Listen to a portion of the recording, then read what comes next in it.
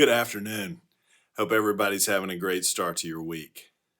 First, I want to thank everybody for the service ideas that you shared in advisory.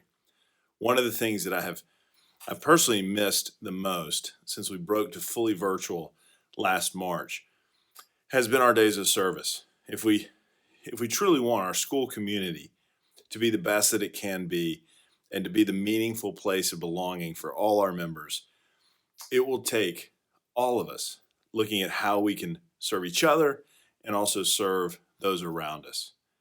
During this crazy year, we have had friends, neighbors, family members who have and are struggling. It's easy to get caught up, focused on ourselves and our own issues. But if we look to see how we can care for those around us, sometimes just those who need a friend to listen to or to be there, we not only build a better community, we often find ourselves less anxious and down about our own struggles and things that we're going through. Last week, I had the opportunity to travel to Birmingham to watch our boys' bowling team in action there at the region tournament. It marked the end of one of our most successful bowling seasons so far. With social distancing protocols, I hadn't been able to make a regular season match this year. And if you haven't been to a bowling match, I highly recommend that you do so once we're able to all be back in numbers again. They truly are one of my favorite events to watch, and so I've missed not being able to this year. What really struck me, though, last week on Friday, from the moment I arrived at this, my first match of the year, was just how close this team was. That's not in a physical distance sense. They were masked and they were spread out, but there was this true spirit of camaraderie around this group of guys that I don't know if they hang out outside of this team, but it was there. There was a palpable excitement as they sat there chatting and joking as they waited for their time to warm up. And then, once they started competing, with each roll, they cheered each other on as the match developed. The encouragement for each other only picked up as the match went on. And as Nathan Terry recorded strike after strike, and then two turkeys, not just one, but two turkeys, on his way to the highest individual score of anyone in that morning's first round of matches. Those guys just got louder and louder for each other. But they also pulled for each other in the low moments. And when, in the end, it wasn't enough to pull out the win, they picked each other up.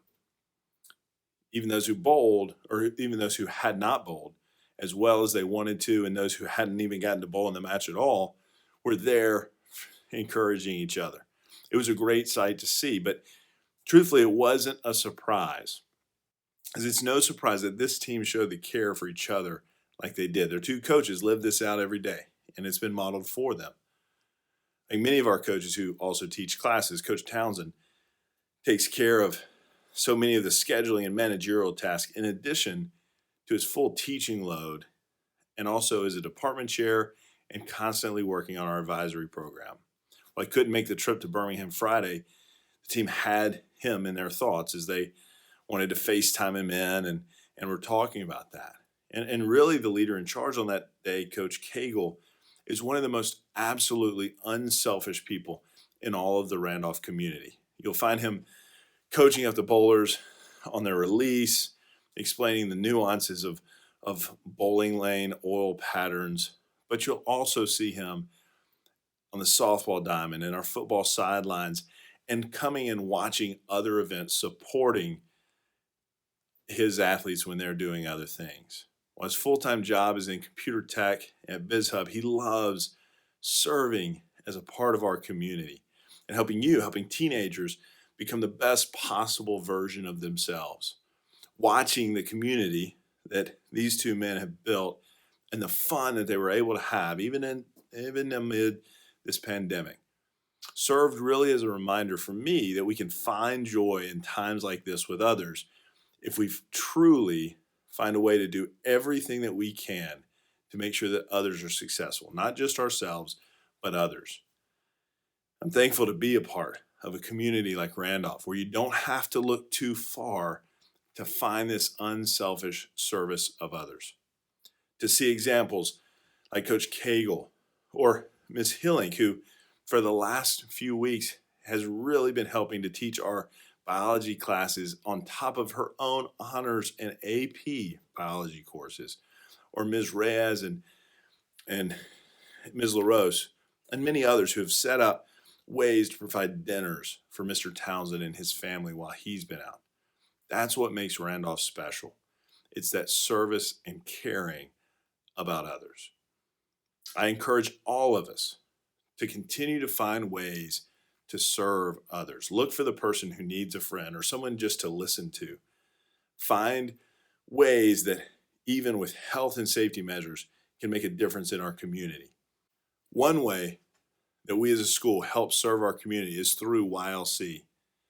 Many of you came through to raise funds for the YLC grants, and with that, one lucky advisor is going to get a pie in the face. This week, we're going to reveal who that lucky advisor is. So be on the lookout for a Canvas message each day, which will count down the top vote getters, one or two at a time, until we get to the winner.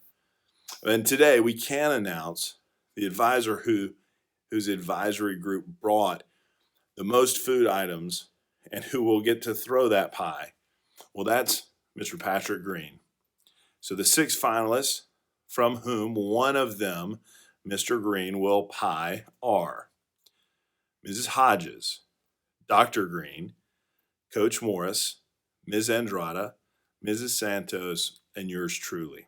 So be on the lookout this week to see who's going to be the last one standing and get that pie in their face. This week in athletics, wrestling will be participating in the Huntsville Quad Meet Tuesday. And boys and girls basketball are going to have a busy week as they travel on the road to Elkmont on Tuesday, Brindley Mountain Thursday, and Madison County on Friday. And indoor track will head to Birmingham on Saturday for the Last Chance Invitational. Good luck to all of those teams. In other announcements, we sent a note out last week to everyone regarding the virtual program. Please remember, it's not designed for sudden short-term changes. If you're sick, stay home and make sure your parents call Nurse Deb or Ms. Mullins and let us know.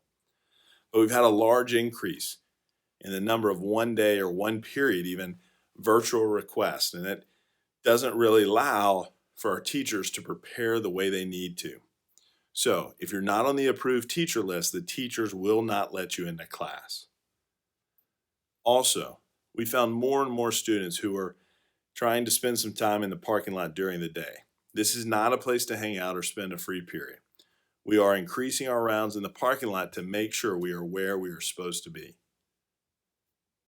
Also, those students who have class in the Thurber Art Center need to follow the traffic flow pattern and enter through the side door closest to the commons. This really is done to help with air circulation in one of our most used buildings. Thank you for your time today. I hope you have a great week. Be excellent to each other, and seniors, you are dismissed.